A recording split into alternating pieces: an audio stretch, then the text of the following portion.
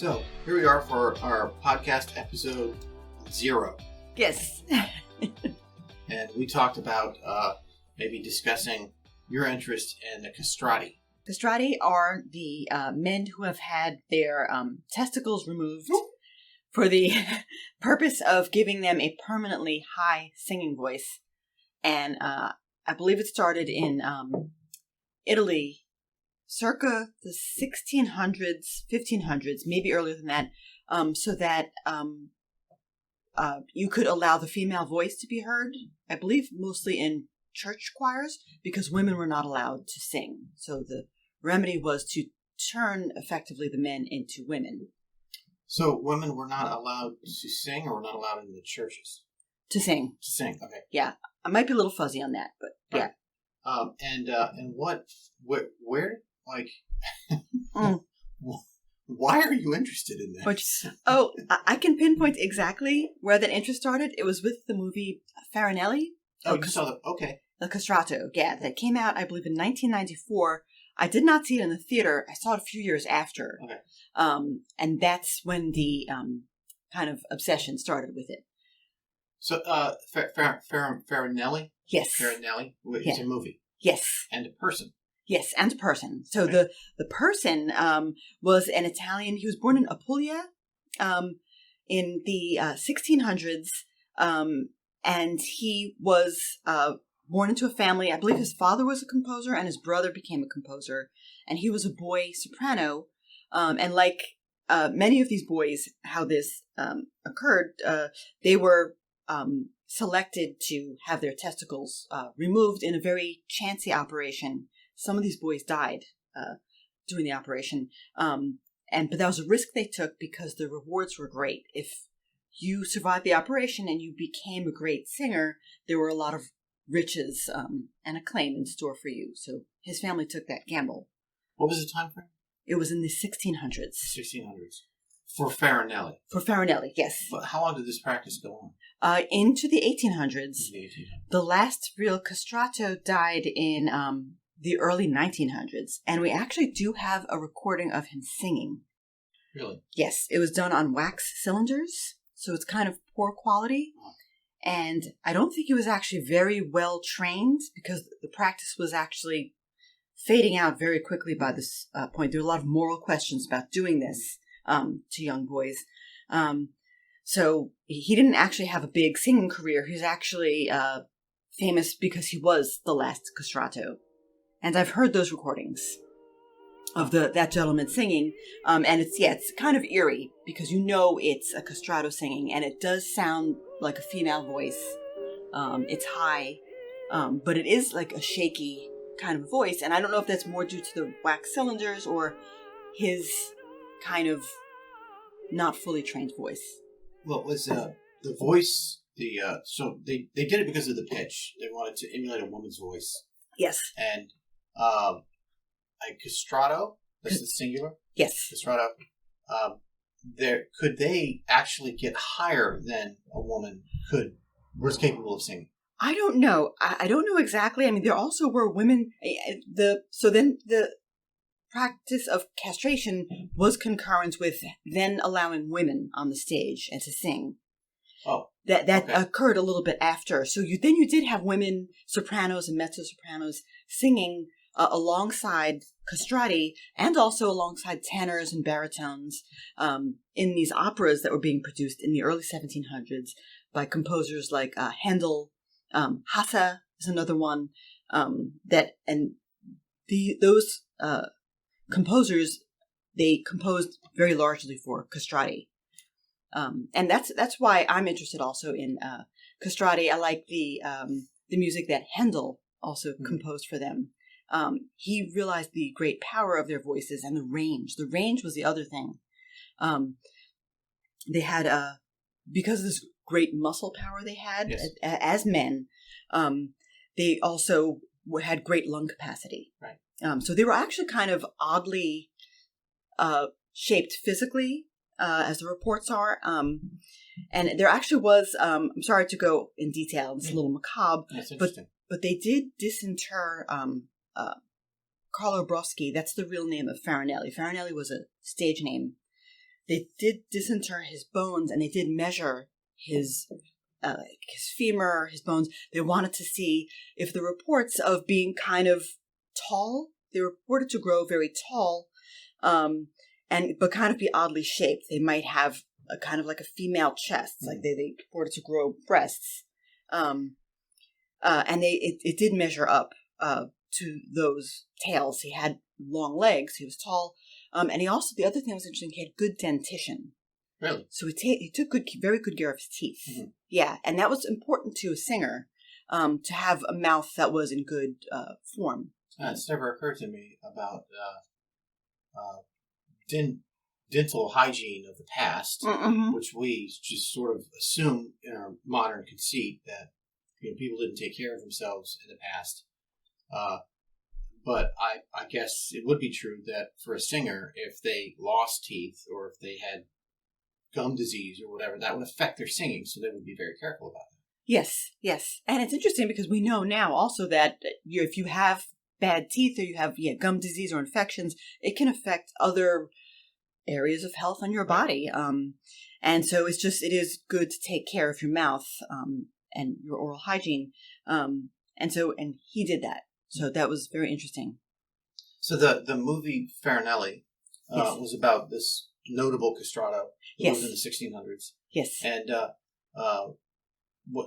can you just kind of briefly outline what the plot of the movie is? Like, aside from the fact that the character being a castrato is interesting in and of itself, right?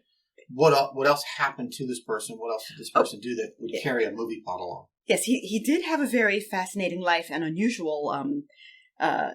In addition to the interesting incident of being turned into a castrato, and there was also a play done a few years ago that I went to go see. Thanks to you, you sent me and my sister. You got us tickets to go see on Broadway, and it was about Farinelli, about the middle to latter portion of his life. So let me go back though. The thing about Farinelli that was also interesting was that he became this superstar castrato. So you could say that gamble paid off for his family to get him that operation. The other thing was that he became the court singer to the King of Spain.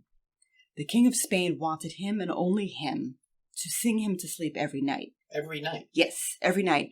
The King of Spain had some sort of psychological ailment. I've read different reports on what it was or what they surmise it was. But anyway, what he wanted to make him feel better was to have his own personal singer. And that ended up being Carlo Broschi came to the court of Spain at a relatively youngish age in his career. I think he was in his 30s. And he stayed there for a number of years.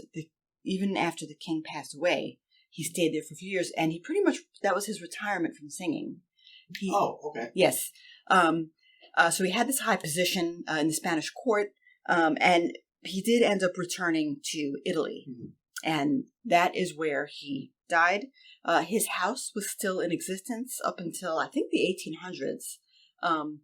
And there is a marker, I believe, where the house was, his house.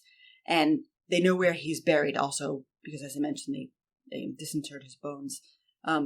But yeah, but the path of his life, he was in Italy. I believe after that he traveled to Germany, and or Spain, but he was for a while in England. And the arc of the movie, and the movie is dramatized, as a lot of movies are about people's lives. The movie makes it dramatic. His castration scene, the arguing with his brother, kind of grappling over who's the bigger talent in the family. And then the movie has him traveling to England and meeting in person the composer Handel. And there's also a kind of power struggle there between him and Handel. Handel wants him to perform in his operas. And Farinelli, actually I'm a little bit fuzzy on it, whether he wanted to perform or he didn't, but he did want to perform in Handel's opera and ended up stealing some of his music and performing it in a different theater. I see. And I think that's all made up. But it made for good drama on screen.